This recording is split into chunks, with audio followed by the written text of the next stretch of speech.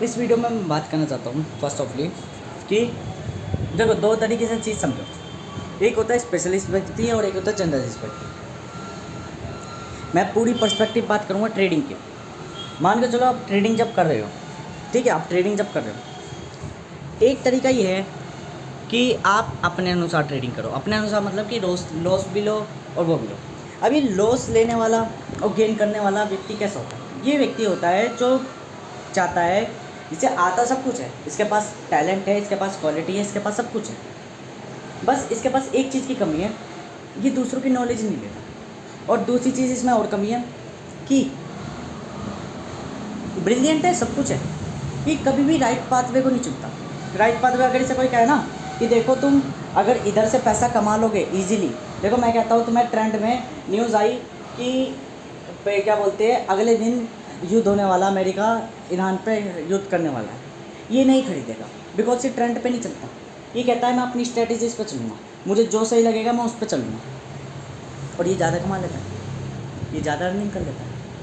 Overall इसका portfolio बहुत बेहतर होता है बिकॉज ये हमेशा अपनी स्ट्रेटजीज पर वर्क करता है ना। ये और ये पता क्या होता है, इससे पता है कि मैं ऑल ओवर अपनी टाइम पे स्ट्रेटजीज वो भी करता हूँ स्पेंड, कोई दिक्कत नहीं, क्योंकि स्ट्रेटजीज का मतलब ये है पर्टिकुलर टाइम पर वर्क करने वाली चीज़। स्ट्रेटजी कोई स्टेटमेंट नहीं कहलाती कि जो बोल दिया वो चलती रह रही है, हर जगह चल रही है, नहीं।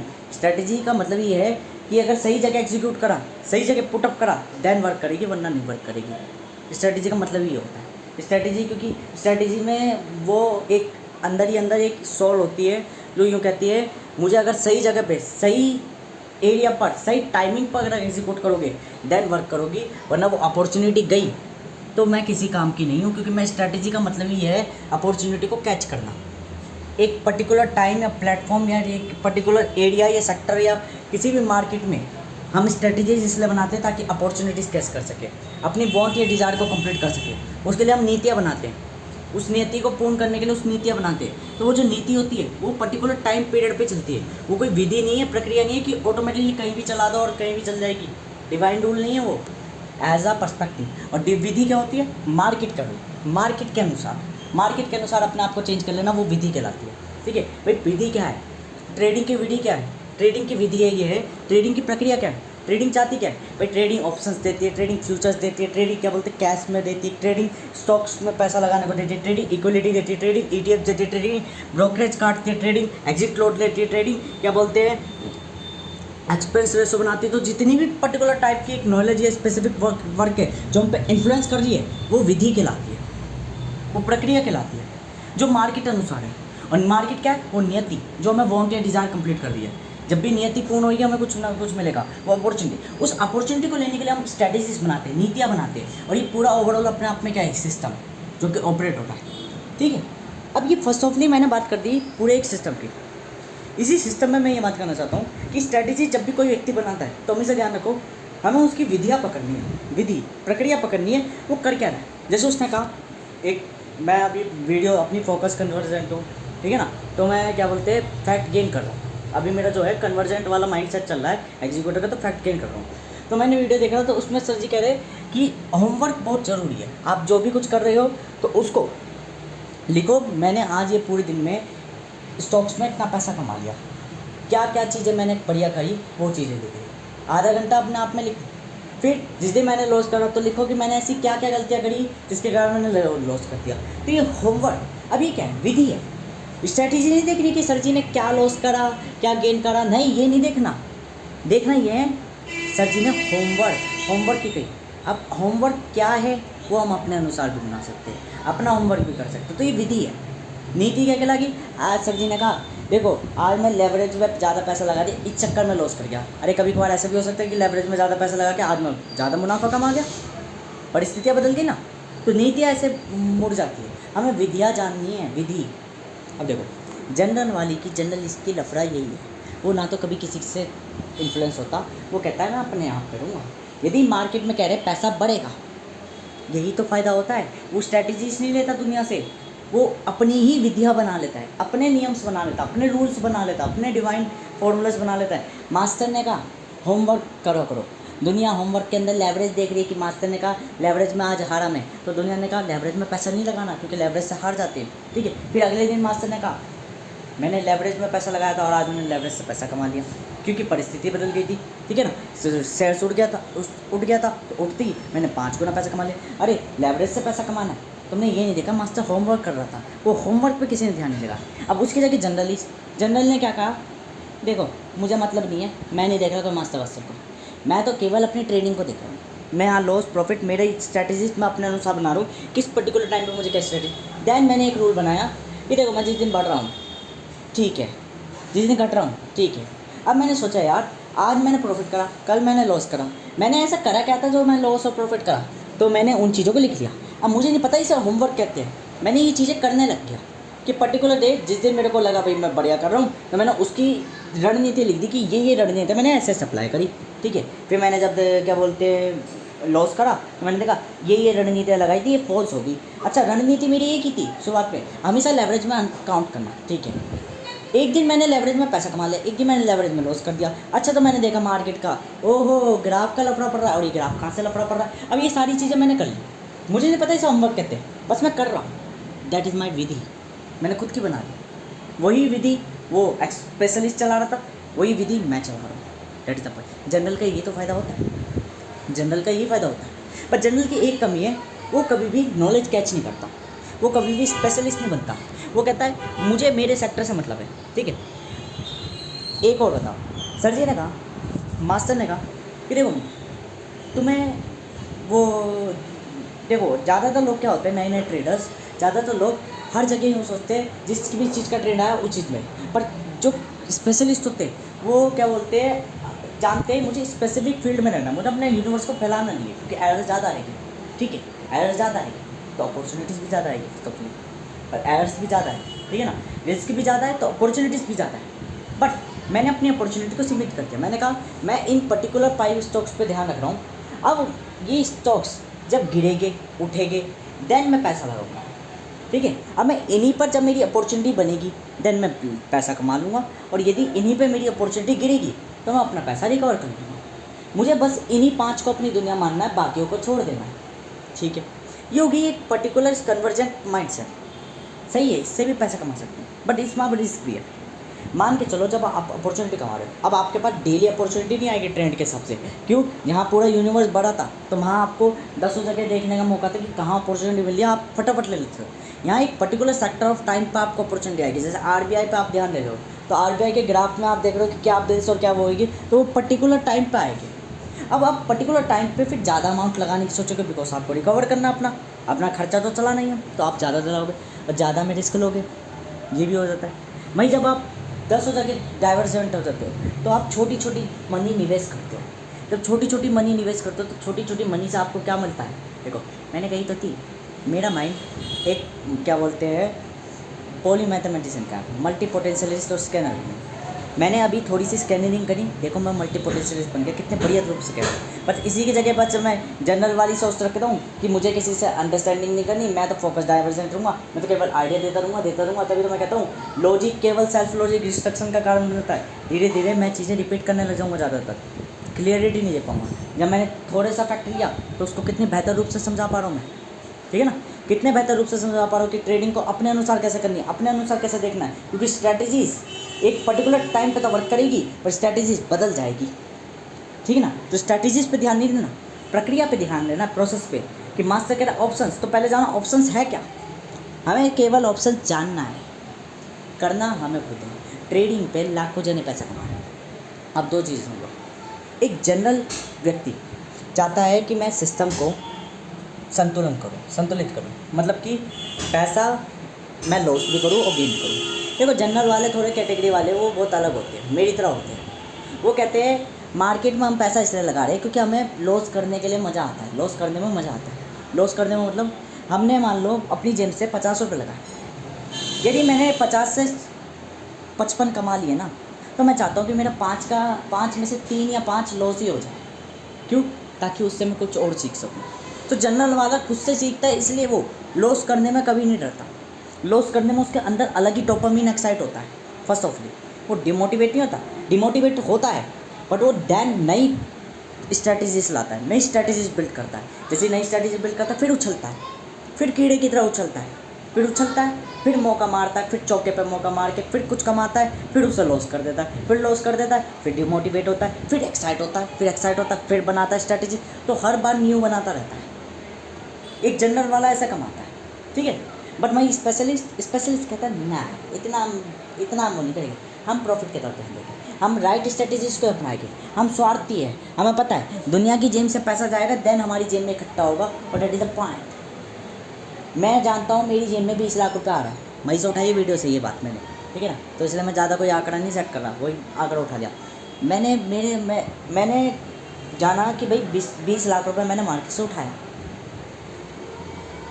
तो 20 लाख रुपए किसी का नुकसान हुआ होगा।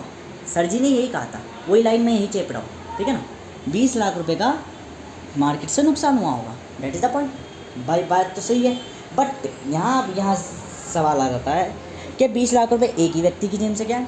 नहीं, 10, 20, 100, 1000, 10,000 जितने भी ट्रेडर्स हैं, जितने भी पैसा लगा रखा था अपोजिट्स में, उनकी जेब से गए, देन मुझे इकट्ठा हो गया कलेक्टेड 20 लाख रुपये, ठीक है भाई। 20 लाख रुपये आपको इकट्ठा हो गए, ठीक है।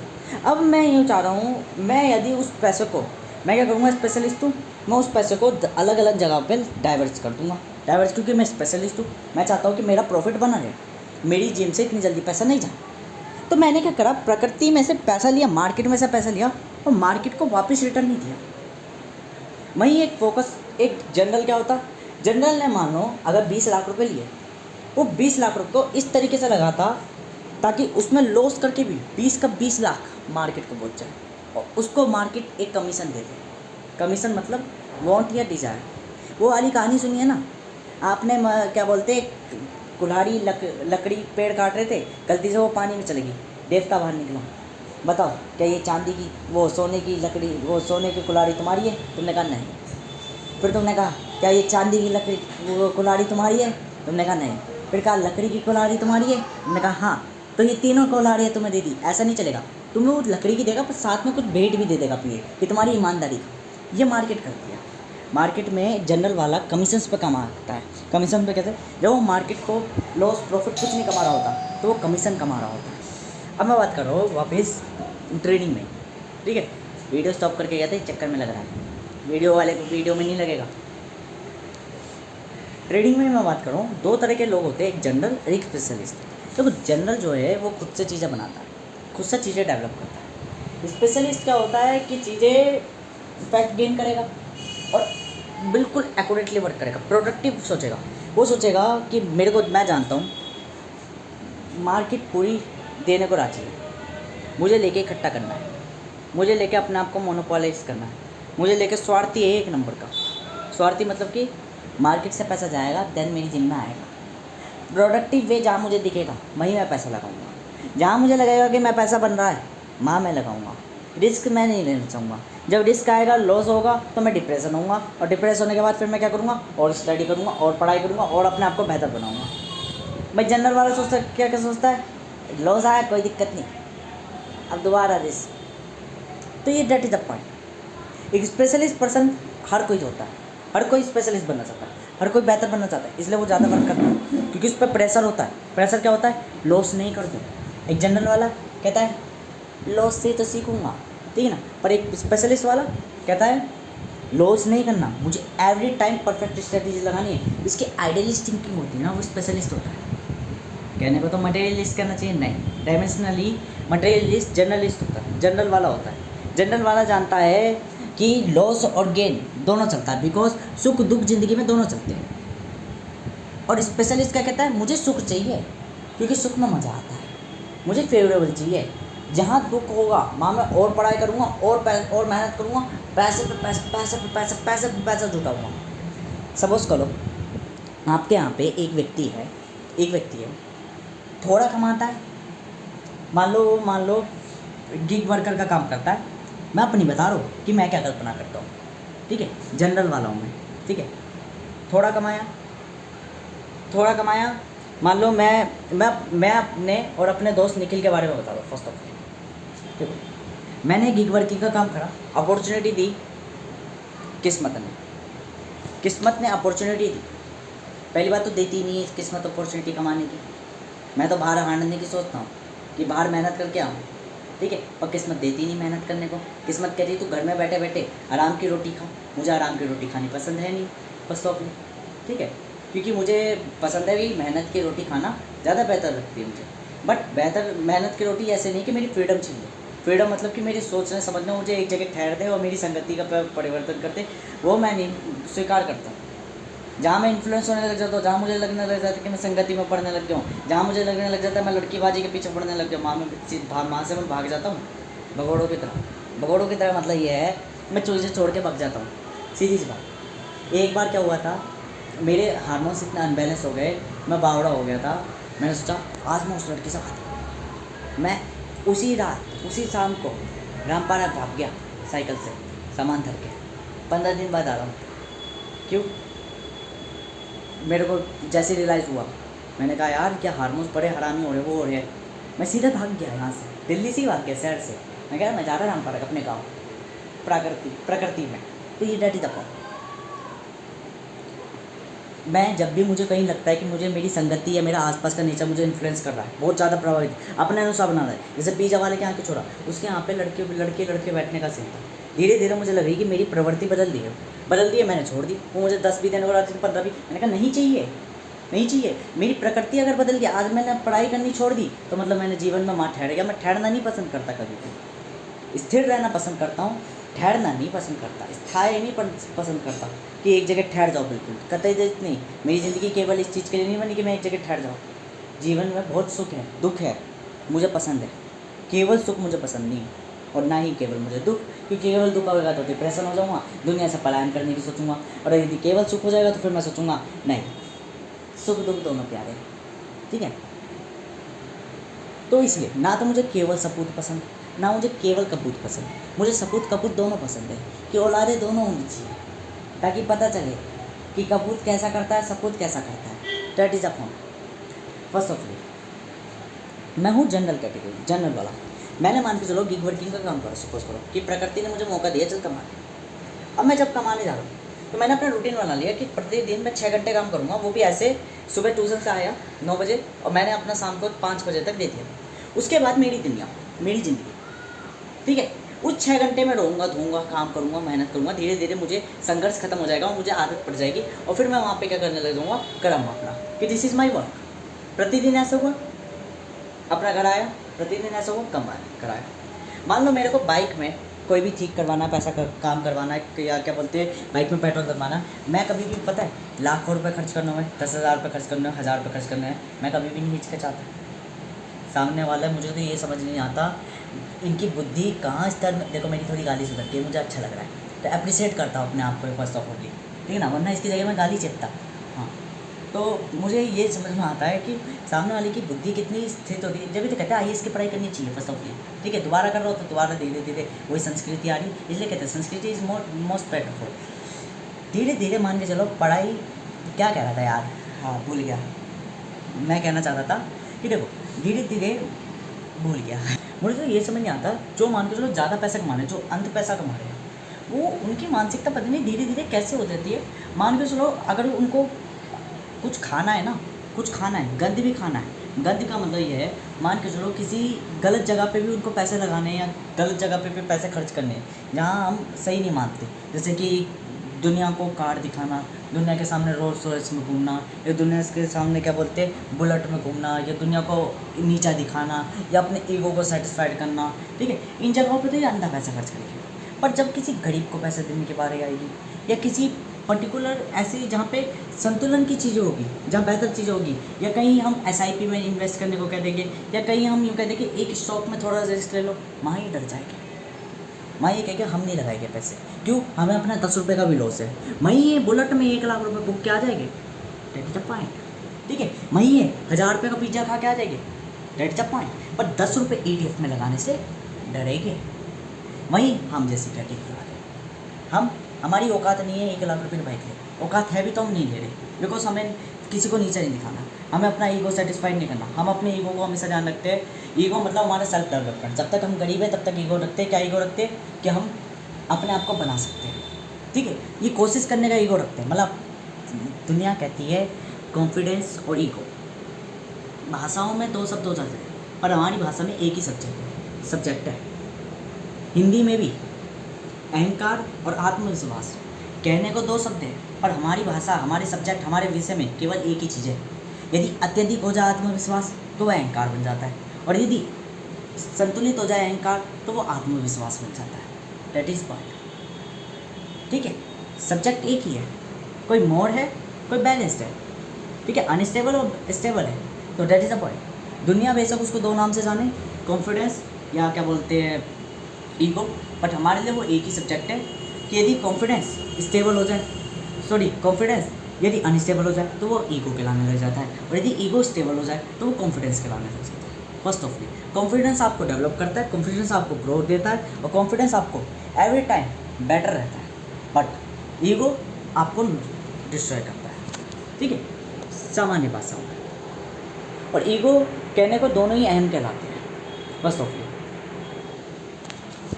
तो देखो, अब इसकी जगह हम कहने को हमारी भी बात है, पर हम खर्च नहीं करेंगे, बिकॉज हमें किसी को दिखाना नहीं, हमें अपनी सेटिस्फैक्शन। हम जानते हैं कि यदि हमारे ईगो अगर बढ़ रहा है तो हम उसे दान देकर बदलना जानते हैं, चेंज करना जानते हैं। ठीक है, हम अगर कहीं पैसा डाल रहे हैं तो देने के बाद सोचते नहीं कि हमने दिया क्यों, कहते थे दे दिया कोई दिक्कत नहीं।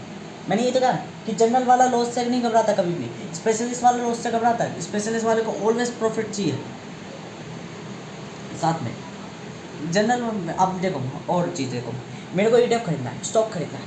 मैंने कहा यार इनकम तो आ रही है, क्या खाना पीना खा के करूँगा, या क्या मैं ये चीज़ फालतू की खरीदूँगा, बेहतर है स्टॉक में पैसा लगा दो, बढ़ा तो बढ़ा, नहीं बढ़ा तो कोई दिक्कत नहीं। भूल गया मैं, ये सोच लूँगा मैंने किसी को पैसे दे दिए। यही होती है थोड़ी सी रिस्क मेंटेलिटी।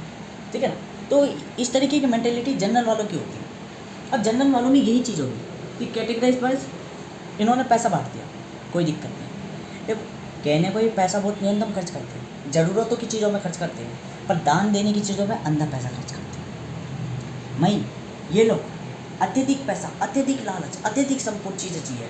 ठीक है, सब कुछ चीज़ें लग्जरीज में पैसा करना है खर्च, पर दान देने के नाम पे शून्य, बिकॉज पैसा मेहनत से कमाया जाता है। इनके excuse soon low. First of all मैं अपने दोस्त की बता रहा हूँ, निखिल की, और बाकियों की भी बता रहा हूँ, सबकी कैटेगरी सेम है। ठीक है, अब सुनो थोड़ा सा और। कहने को मेरा दोस्त निखिल बढ़िया है, मदद में मदद आ जाता है, क्यों? एक्स्ट्रोवर्ट है ना, एक्स्ट्रोवर्ट है, वो जानता है उसकी कैटेगरीज ही ऐसी है, उसकी ट्रेड ही ऐसी है कि वो दूसरों की मदद करता है। दूसरों के कैसे? भाई मैंने बोला भाई मुझे नौकरी चाहिए, तो वो मेरे लिए नौकरी ढूंढ के देगा, हर एक तरीके से मेरी मदद करने की कोशिश करेगा, बिकॉज उसे चाहिए कि वो किसी के काम आ सके, और उसका रिटर्न उसको मिलेगा, कि किस्मत ने उसको ऐसे ही बनाया है। उसका ट्रेड ही ऐसा है कि वो घूमने वाला व्यक्ति है, वो ज़्यादा पैसा कमाने वाला व्यक्ति है, उसको मौके पे मौके मिलते हैं, मेहनती है। अब मेहनती नहीं है, मैं उसका अपोजिट हूँ। ठीक है ना, बट अपोजिट में मेरे पे बेनिफिट है, मेरी संतुलित जीवन जीने वाली है, उस पर पैसा नहीं बचता, मुझ पर पैसा बच जाता है। उस पर पैसा नहीं बचता, मुझ पर पैसा बच जाता है। मैं इतना उसकी तरह संघर्ष नहीं हूँ, वो संघर्षवादी है, तो बेहतर ये है जब वो ज़्यादा पैसा कमाता है तो ज़्यादा खर्च भी कर देता है। मैं उसको ETF पे पैसा लगाने को कह रहा हूँ, वो नहीं लगाएगा, पर मैं लगा देता हूँ। तो ये थोड़े अपोजिट कैरेक्टर्स हैं। कमियाँ मुझ में भी हैं, मैं स्वार्थी हूँ।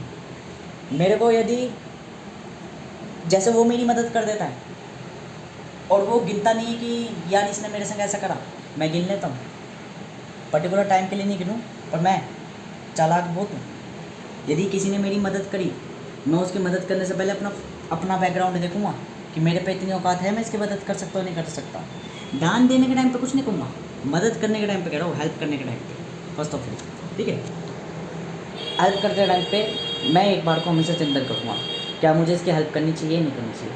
वो मेरी हर पोजिशन पे, मान लो उसकी किसी से लड़ाई हुई, ठीक है, उसकी किसी से लड़ाई हुई, मैं जाने से पहले देखूँगा क्या मेरे पे इतना सपोर्ट है कि मैं उसकी मदद कर सकूँ।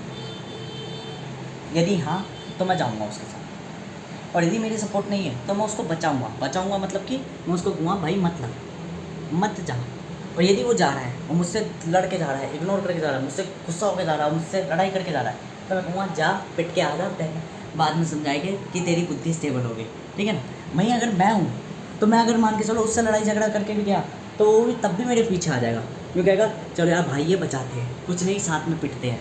तो ये वाला काम उसका है। तो फेवरेबल ट्रेड उसमें भी मुझ में भी है, पर मुझ में भी नुकसानदायक चीज़ें हैं, ठीक है। फर्स्ट ऑफ ऑल अब यहाँ आप एक लेवल समझो, मैं मान के चलो गिग वर्किंग में काम करो, 6 कमा रहा हूँ महीने के, सपोज करो। अब 6 में से अगर मेरे 5 भी लग जा रहे हैं ना, तो मैं दिक्कत नहीं दे रहा।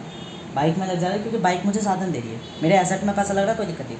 1000 रुपये जो लग रहे हैं, उन 1000 रुपये को मैं एसेट्स में वो स्टॉक में डाल दे रहा हूँ, इन्वेस्टिंग में, बिकॉज मुझे रिस्क लेने का पसंद है। तो जितने भी कमाए मान के चलो 1000 रुपये भी है, मैं इन्वेस्टिंग में डाल दे रहा हूँ, मैंने 1 रुपये भी अपनी जेब में नहीं रखा। अब वहीं समझो दूसरी कैटेगरी वाले निखिल जैसे, अभी 6 कमा रहे हैं, अभी 6 कमा रहे हैं, 6 कमा रहे हैं, तो हर बार तो ये सोचे कि जिस भी चीज़ से कमा रहे हो उस चीज़ में पैसा बचाए। मान लो बाइक से कमा रहे हैं तो सोचे कि बाइक की जगह इलेक्ट्रिक वाली बाइक ले ले, पेट्रोल का पैसा बचाए फर्स्ट ऑफली, ठीक है, ताकि ज़्यादा से ज़्यादा पैसा कंज्यूम कर सके। ये कैटेगरीज बता रहा हूँ, इसके बाद वीडियो एंड कर दूँगा। ज़्यादा से ज़्यादा पैसा अपना बचा सके, ठीक है, फर्स्ट ऑफली ज़्यादा से ज़्यादा अपना पैसा बचा सके, ठीक है भाई, सेट आ गया दिमाग में। मान लो अगर 6000 रुपये कमा रहे हैं और बाइक में पेट्रोल लग रहा है 3 या 4000 का, तो ये ज़्यादातर कोशिश करेगी कि हम इलेक्ट्रिक बाइक रेंट पे ले लें या कैसे भी ले लें और हम उससे पैसा कमा लें या अपना बिज़नेस बदल दें। बिज़नेस मतलब कि अपने आप को चेंज कर दे और 10,000 वाली सैलरी पे शिफ्ट हो जाए, ना कि उसको स्टेबल करें, ठीक है। वही हम क्या थे, हम भाई मान के चलो अगर बाइक पे 4000 भी लग रहे हैं ना पेट्रोल के, तो हम सोचे 2 तो कमा रहे हैं ना, चलो 2 तो मिल रहे हैं, कुछ ना सही तो कुछ तो मिल रहा है, तो हम 2 पे सेटिस्फाइड है, ठीक है, 2 पे सेटिस्फाइड है। फिर हम उस 4 को अगर 5 भी लग जा रहे कोई दिक्कत नहीं, 1000 तो मिल रहे हैं, पर अपनी कंटिन्यूटी नहीं ब्रेक कर रहे। That is the point. Continuity कब ब्रेक कर रहे हैं, जब हमारा फ्रीडम छूट रहा है। फ्रीडम में क्या छूट रहा है, हमारा हमें संगति प्रभाव कर रही है, हमारा नेचर हमें इन्फ्लुएंस कर रहा है, हमारा नेचर उसे ठहरा दे रहा है हमें, दैट हम अपनी लाइफ को नहीं रिस्क में लेते, ठीक है। लाइफ के अनुसार हम चेंज हो सकते हैं, पर ओवरऑली हम अपने एसेट्स पे पैसा फूकते ही फूकते हैं। हम कभी भी अपने एसेट्स पे पैसा लगाने से पहले नहीं सोचते, जैसे वो लग्जरीज पर पैसा खर्च करने से कुछ पहले नहीं सोचते ना, जैसे 1.5 लाख रुपए की बुलेट खरीद ली, हम दान करने से पहले नहीं सोचते, हम एसेट्स पे पैसा लगाने से पहले कभी नहीं सोचते रिच मेंटेलिटी वाले। हम यदि हमें लग रहा है कि ये स्टॉक बढ़ेगा या इस स्टॉक में बढ़ने के चांसेस है, तो हम उसमें अपनी आधी से ज़्यादा पूंजी भी लगा देंगे, बिकॉज हमें डर नहीं है, क्योंकि हमें पता है हम थोड़ी चीज़ों से भी दोबारा एक्यूमुलेट कर लेंगे, थोड़ी चीज़ों से भी दोबारा बना लेंगे। बिकॉज यदि हमारे पास 3 लाख रुपए है और हमने 3 लाख में से 2.5 लाख लगा दिए, तो हमें पता है 50,000 से हम 3 लाख रुपए समय के साथ दोबारा बना लेंगे। वहीं एक स्पेशलिस्ट डरेगा कि मेरी 2.5 लाख की कैपिटल लॉस नहीं हो जाए।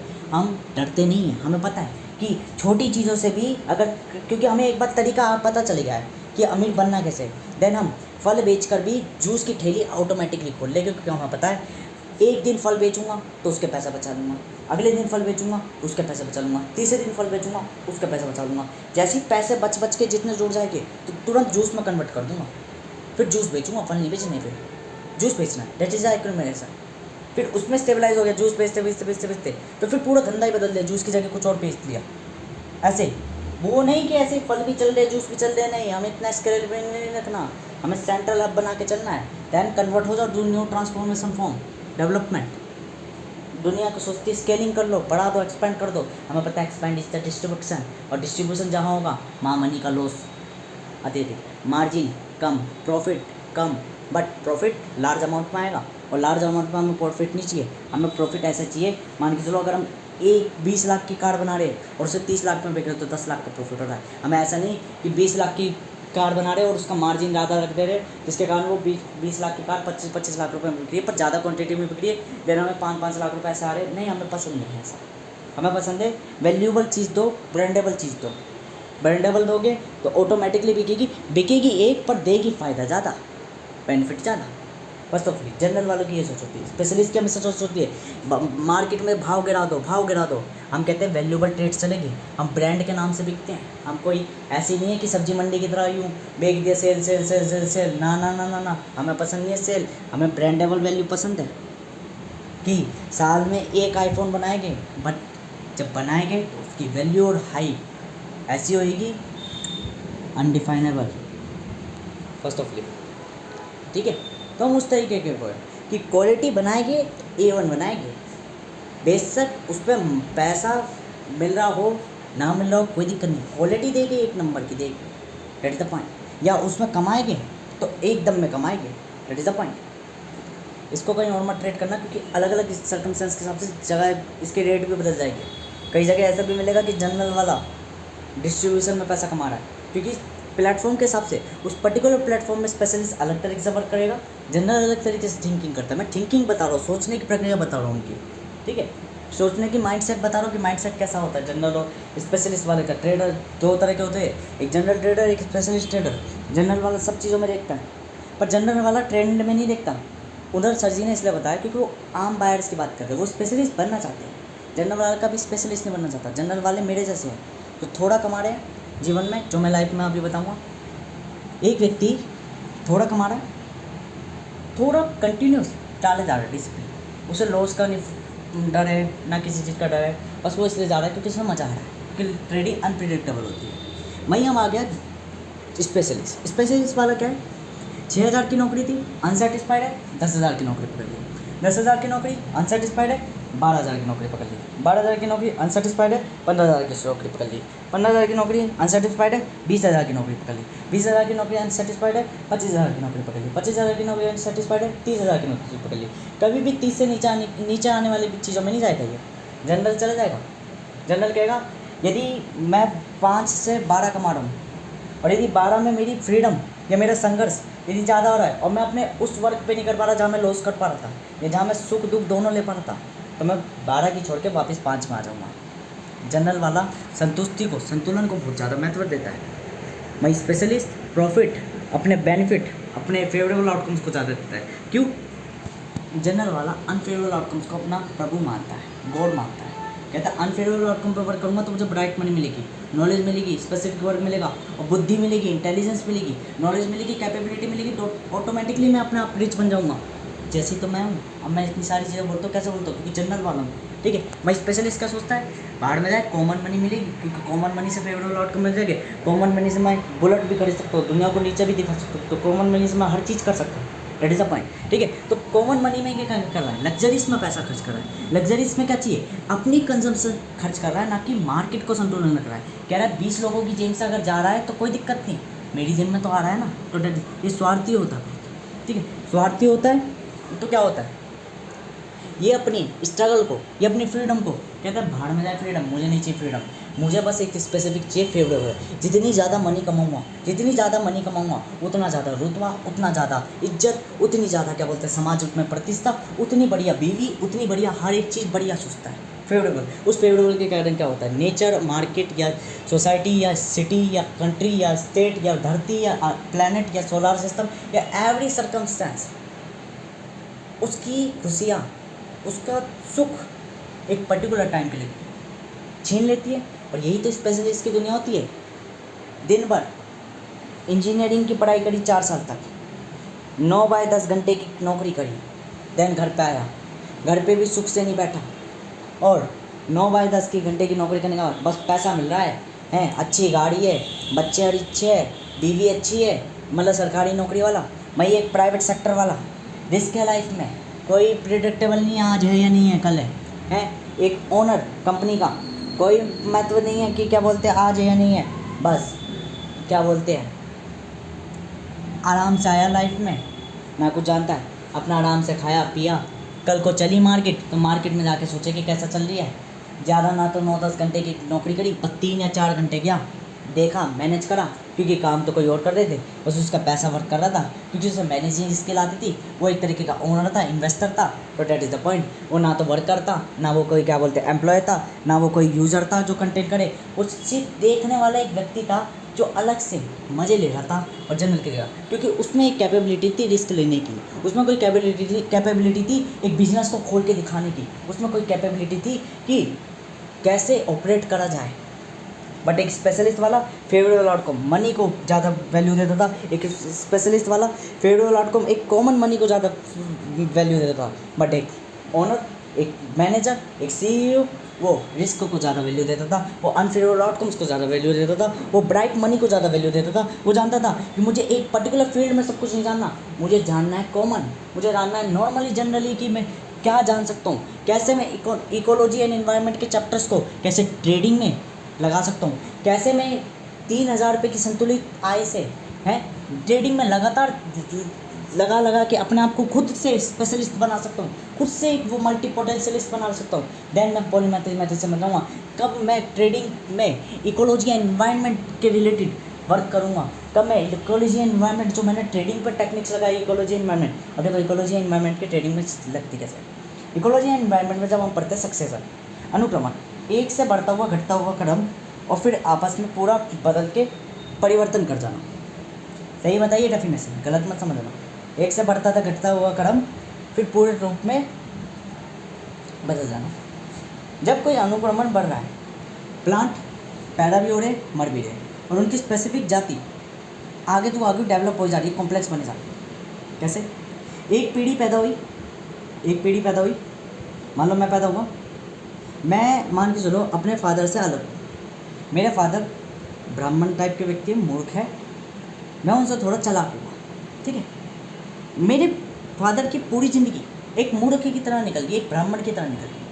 मेरी ज़िंदगी थोड़ी अलग निकल गई, मेरे आने वाले बच्चे की अलग निकलेगी। अब मान के चलो मेरे जो फादर है वो पैदा भी हुए एक मूर्ख के रूप में, मरे भी मूर्ख के रूप में। मैं उनसे अलग कैरेक्टर बट उन्हीं का एक कैटेगराइज थोड़ा डेवलप वर्सन, चालाक रूप में पैदा भी हुआ और चालाक रूप में मरा भी। मेरे से जो अगले वाला था, अब मेरे में चालाकी भी है। अब बस मेरे उसके अंदर क्या हुआ, उसके अंदर एक ट्रेट हुआ, वो चालाक तो नहीं हुआ क्योंकि उसे चालाकी बस लगा कि चालाकी अच्छी नहीं है, तो उसने करुणा को अपनाया, उसने चालाकी को छोड़ के करुणा को अपनाया। तीन दोनों से अलग है, देन वो कुछ अलग हुआ डेवलप। अब ये देखो इस तरीके से ये बढ़ भी रहे घट भी रहे, मतलब बढ़ घट रहे मतलब मर भी रहे जिंदा भी हो रहे, बढ़ भी रहे जिंदा भी हो रहे, पर न्यू फॉर्म्स में जिंदा हो रहे हैं। यही अनुक्रमण है। फिर एकदम में क्या हुआ, मेरी पूरी ही कुलीय जाति खत्म हो गई तो क्या हो गया, पूर्ण बदलाव। अब किसी और की अनुक्रमण चल रहा है, यही तो मैंने कर रहा हूँ। स्टॉक बढ़ भी रहा है घट रहा है, बढ़ भी रहा है घट रहा है, बढ़ भी रहा है घट भी रहा है, बट न्यू ट्रांसफॉर्मेशन बन रहा है, new statement, new circumstance and new time के साथ चेंज हो रहा है। यदि मेरा स्टॉक गिर रखा है और यदि मेरे पे इतनी कैपेबिलिटी है कि मैं अपने स्टॉक को बदल सकता हूँ, बदल कैसे? मान लो मेरा स्टॉक बढ़ रहा है, मैंने देखा मेरे पे इतनी कैपेबिलिटी कि मैं वॉर की सिचुएशन में आ सकता हूँ, सपोज कर लो, तो मेरा स्टॉक क्या हो जाएगा, डाउन। देन मैं उसे बाय कर लूँगा और फिर मैं उसी वॉर की सिचुएशन को स्टेबलाइज कर दूँगा। देन मेरा स्टॉक ये क्योंकि मुझे पता होगी तो फिर मेरा स्टॉक क्या हो जाएगा, अप। डेट इज या मैंने क्या बोलते हैं, मेरे पास खबर थी उसकी, ये इनसाइडर ट्रेडिंग कहलाती है फर्स्ट ऑफ ऑल, पर इनसाइडर भी नहीं कहला सकती टोटली। क्यों? यदि मैं प्रेडिक्ट कर रहा हूँ, मैं खुद बदल नहीं रहा और एज मैं प्रेडिक्ट कर रहा हूँ एज ए ट्रेडर के तरह, तो ये मेरा लक कहलाएगा, ठीक है। ये मेरा लक कहलाएगा, ये मेरी रणनीति कहलाएगी, ये मेरी ओवरऑल वो ऑब्जर्वेशन कहलाएगी जो मेरी प्ले हो रही है, एनालाइजेशन कहलाएगा first of all. That is a point. अब ये जो पूरा एक सर्कमस्टेंस है, पूरा ही सर्कमस्टेंस जो भी था, ये अनुक्रमण कहलाएगा, परिवर्तन कहलाएगा। अब जब मैंने उस स्टॉक को बेच दिया, देन मैंने कोई दूसरे स्टॉक का डेटा खोला या परिस्थितियों के हिसाब से वो चेंज हो रहा है, तो मैंने उस अनुक्रमण में अपना डेवलपमेंट करा, विकास करा। मान के चलो इसको मैं थोड़ा लाइव एक्शन के संग बताता हूँ, लाइव रिएक्शन के संग बताता हूँ जो मैं कहना चाहता हूँ। मैंने एक शॉर्ट देखी पुष्कर राज की, उन्होंने बताया कि आज के टाइम पे इंडिया का डिमांड बढ़ेगा बिकॉज 150 करोड़ लोग पैदा हो रहे हैं, और ऐसा नहीं है कि वो शादी नहीं करेंगे, ठीक है, शादी करेंगे तो उनके बच्चे भी होंगे, उनकी लड़की भी होगी, वो बड़े होकर मेकअप भी करेगी, ठीक है। और मेकअप भी करेगी तो हो सकता है वो नेस्ले के प्रोडक्ट्स इस्तेमाल करे, हो सकता है वो डायपर्स भी ले क्योंकि अपने बच्चों के लिए, ठीक है। तो ओवरऑल डिमांड तो बढ़ेगी, क्वांटिटी में बढ़ेगी, ठीक है। अब मेरे दिमाग में आया यार, ऐसे तो वो जो मोनोपोलिस कंपनी जैसे नेस्ले होगी, ये सारी चीज़ें होगी, ये तो बहुत लार्ज अमाउंट में पैसा कमाएगी। दुनिया में बेशक ही अपने अंदर भी वर्कर्स बतेरे रखेगी, 150 करोड़ में से 150 करोड़ ही वर्कर रखेगी, सपोज कर लो 150 करोड़ नहीं रखते क्योंकि ये थोड़ा आइडिया काल्पनिक हो जाएगा। 150 करोड़ में से 50 करोड़ तो अपने अंदर वर्कर रखेगी जो 100 करोड़ को बेच रहे होगे, ठीक है। बट एक चीज़ बताओ, कंपनीज के अंदर क्या बोलते हैं, सपने तो देख रहे हो कि 50 करोड़, पर बाकी 100 करोड़ जो है वो छोटी छोटी कंपनियां और भी तो बोन करेंगे, और बोन करने का मतलब मान लो उसमें से 25 करोड़ तो ऐसे हो गए या 10 करोड़ तो ऐसे हो गए जो नई कंपनियां बोन करेंगे। अब जो नई कंपनियां वो अभी के लिए क्या है, स्मॉल कैप्स। अब अगर उनकी चीज़ें फैल गई, उनकी चीज़ें डिस्ट्रीब्यूट हो गई, ये तो होता थोड़ा एक्स्ट्रा ऑर्डिनरी सोचना है, तो उनमें इन्वेस्ट करके हम भी तो अपने आप को स्टेबलाइज कर सकते हैं एज ए ट्रेडिंग। तो मतलब डिमांड तो हमारी भी बढ़ सकती है, बस हमें बढ़ानी आनी चाहिए कि कहाँ इन्वेस्ट करना है।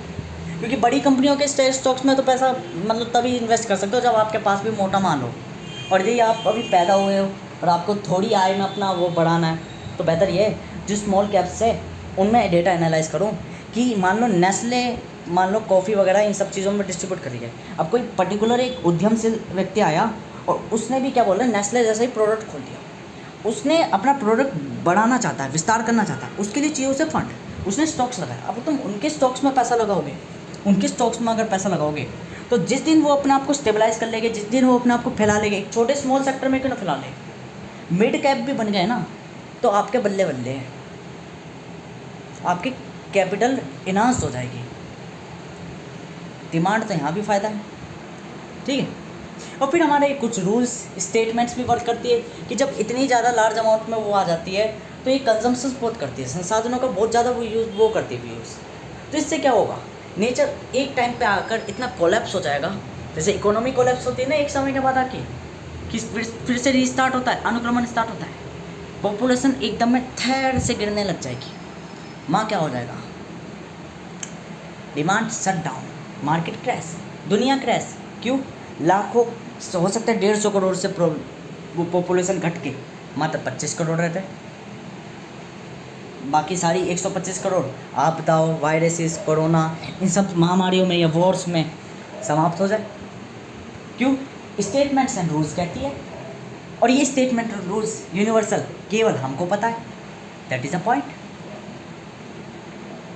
तो कई सारी तरह की लेवल्स चलती है, ये कौन थिंकिंग कर सकते हैं, जनरल वाला ही थिंकिंग कर सकता है, स्पेशलिस्ट की इतनी औकात नहीं है कि वो थिंकिंग कर ले। अब मैं किसी को औकात क्यों कह रहा हूँ भाई, सीधी बात, स्पेशलिस्ट वाला स्वार्थ चाहता है, नेचर का संतुलन नहीं चाहता।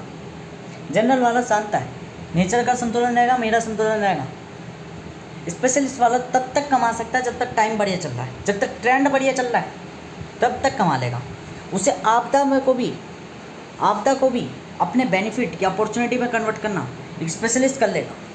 बट एक जनरल वाला हमेशा सोचेगा मुझे फ़र्क नहीं पड़ रहा आपदा आ रही है नहीं आ रही, मुझे अपने स्टेप से मतलब है, मुझे अपनी स्ट्रैटेजी से मतलब है, अपनी प्रणालियों से मतलब है, अपनी विधियों से मतलब है। बिकॉज मुझे नहीं मतलब मार्केट कैसे गिर रही है, मार्केट कैसे हो रही है, मुझे पता है मुझे इन्वेस्ट कहाँ करना है, मुझे पता है कहाँ मुझे अपना पैसा लगाना है, मुझे पता है मुझे रिस्क लेना है। ठीक है, मैं 3000 रुपये की कैपिटल में भी रिस्क ले लेकर आराम से बना दूंगा, बिकॉज मुझे जानता हूँ छोटे से बड़ा कैसे बनाना है। ठीक है, दुनिया अपने आप को एक्सपेंड करती है, बिकॉज स्पेशलिस्ट चाहता है। मैंने एक बिज़नेस खोल लिया, धंधा खोल लिया, अब मैं उसके जैसे मान लो फल बेच रहा हूँ, तो फल बेच रहा हूँ तो मैंने सोचा 10 रेडी अब मेरे नीचे काम करे, 10 लोग मेरे नीचे काम करें, ये एक्सपेंडेशन कहलाता है। बट एक जनरल वाला क्या सोचता है, जनरल वाला सोचता है मैंने आज फल बेचा, 1 दिन बेचा, 2 दिन बेचा, 3 दिन बेचा, 4 दिन बेचा, थोड़ा अलग बेचा, स्पेशलिस्ट की तरह। बस अब क्या कर दिया, अपने आप को चेंज कर दिया, अब जूस बेचने लग गया, अब फल का काम बिल्कुल समाप्ति कर दिया, कह दिया मैं फल नहीं संभाल सकता हूँ, अब मैं जूस ही संभालूंगा। जब जूस करने लगे तो जूस के बाद क्या करा, जूस के बाद शॉप खोल ली, रेस्टोरेंट खोल लिया, मतलब कि रेस्टोरेंट खोल लिया, रेस्टोरेंट चलाने लग गया।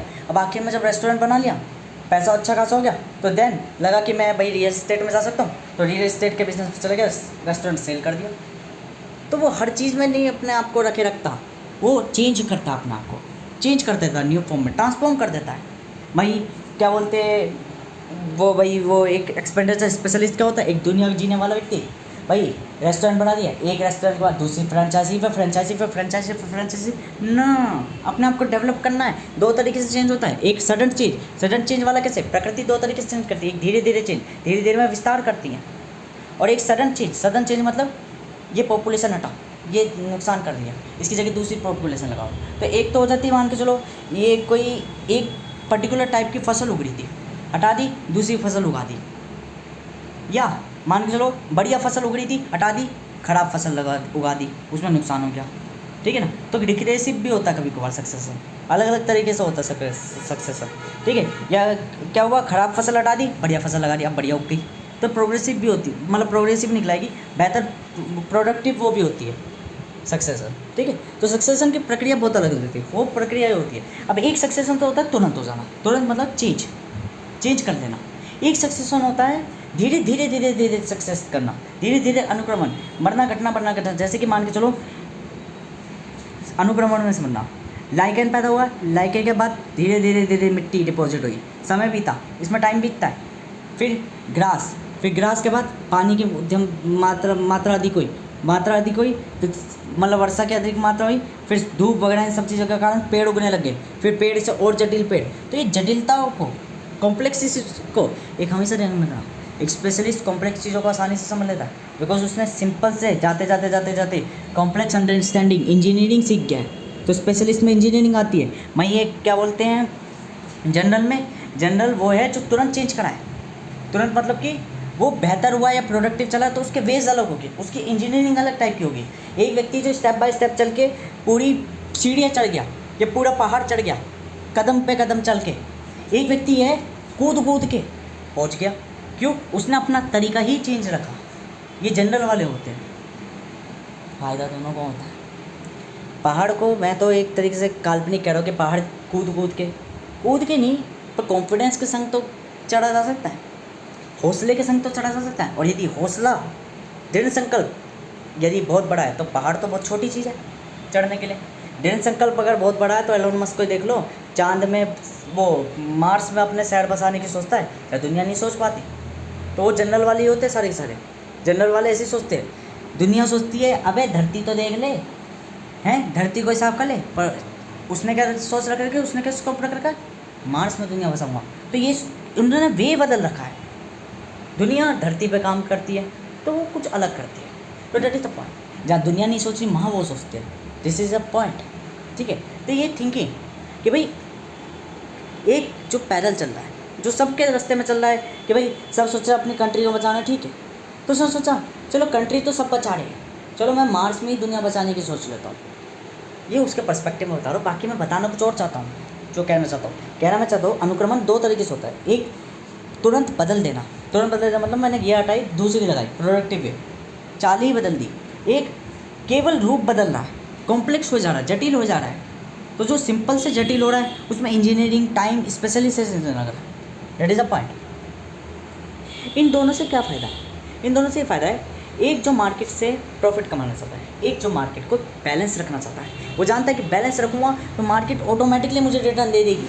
वो संतुलन चाहता है, वो जानता है संतुलन में ही सुखता है जीवन की। That is a point. वो हर पल ये सोचता है थोड़ा कमाऊँगा थोड़ा फ़ायदा। एक स्पेशलिस्ट वाला, इसलिए तो कहते हैं जनरल कम पाएंगे, ओनर कम पाते एक कंपनी में।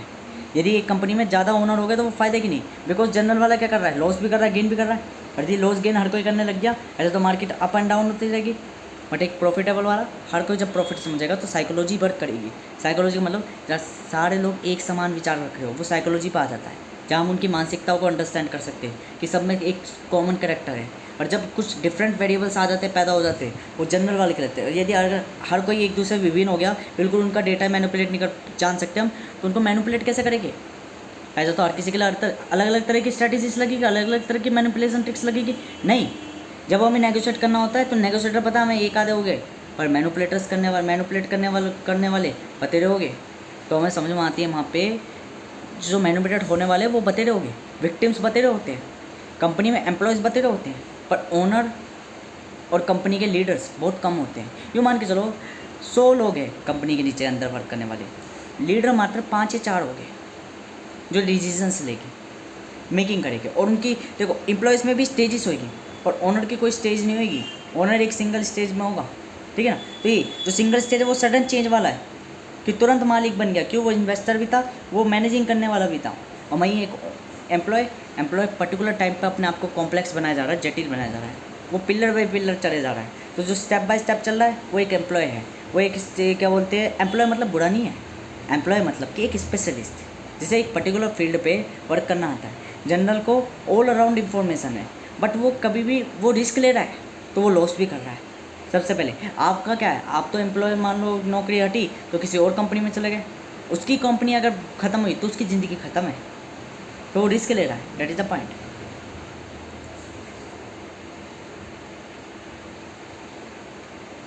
वो दिस इज़ अ पॉइंट, ठीक है। मैनुअली हमें यह ध्यान रखना है, ओनर पहली बात तो कंपनी में एक ही हो तो बढ़ते रहा, ज़्यादा होने से कोई फ़ायदा नहीं, क्योंकि फिर उससे ना रूल्स ओवर आउट होते हैं। एम्प्लॉयज़ अधिक हो जाए तो कोई दिक्कत नहीं, क्योंकि मैनेजर उससे संभाल लेता है, मैनेज कर लेता है, और यही हमें कैपेबिलिटी समझनी है। और हकीकत में जनरल वाले यदि सब में पढ़ाई करने लग जाएंगे, सब लोग जनरल बन जाएंगे, तो स्पेशलिस्ट की कमी हो जाएगी। और यदि स्पेशलिस्ट की कमी हो जाएगी तो जो ब्रिज आपको पाते, जो आपको कॉम्प्लेक्स स्ट्रक्चर्स पाते ना, जो मानवता की नींव पाते, वो कभी नींव बन नहीं पाएगी। बिकॉज एब्स्ट्रैक्ट वाले तो ऐसे होते हैं, मान के चलो आज कल्पना कर रहे हैं किसी चीज़ की, कल कल्पना कर रहे हैं किसी चीज़ की, तो वो तो चेंज की कल्पना करते हैं। मान लो संपन्न भी है तो कहते थे कि आज तो हम वनवास में जाने की सोच रहे हैं, तो डेट इज़ द पॉइंट। तो अगर सब वनवास में चले गए तो फिर क्या होगा? वनवास का मतलब ये है मुझे आनंद नहीं आ रहा इन संपन्नता में, तो मैं जा रहा हूँ प्रकृतिकरण होने। मैं स्पेशलिस्ट क्या कहता है, मानवीकरण कर दो प्रकृति को। यदि मज़ा नहीं आ रहा तो एसी बना दो, कमरा ठंडा कर दो, ये अंतर आ जाता है। स्पेशलिस्ट वाला कहता है कमरा ठंडा कर लो, पर एक प्रकृति वाला एक जनरल क्या सोचता है, मुझे मज़ा नहीं आ रहा और मैं प्रकृति को हानि नहीं करना चाहता, तो मैं जा रहा हूँ जंगलों में, शांति से ठंडी हवा लूँगा। That is the point. तो नेचर के संग बहुत घुलन मिलन होता है। मैं एक स्पेशलिस्ट कहता है एसी बना के दिखाऊंगा, फ्रिज बना के दिखाऊंगा, पूरे कमरे को मानवीकरण कर दूंगा। तो जो मानवीकरण करता है वही होता है स्पेशलिस्ट। और जो प्रकृतिकरण हो जाता है अपने आप को, कहता है कि बदल लूँगा। अब देखो फ़ायदा दोनों का ही है। जो मानवीकरण कर रहा है वो तकनीक दे रहा है, वो लोगों को सहयोग दे रहा है, ठीक है, दुनिया का विकास कर रहा है। जो प्रकृतिकरण हो रहा है उसके अंदर कैपेबिलिटीज पूर्ण हो रही है। अब मान के चलो मैं ही हूँ, गर्मी की मई की जून में भी जॉगिंग करने चला गया, मई की जून में भी साइकिल चलाने चला गया, मुझे ये गर्मी इतनी नहीं दिक्कत देगी, क्योंकि आज का नहीं कर रहा, 2-3 साल का कर रहा हूँ, 2-3 साल से कर रहा हूँ, तो मुझे आदत पड़ रखी, इसलिए मुझे गर्मी नहीं लगती।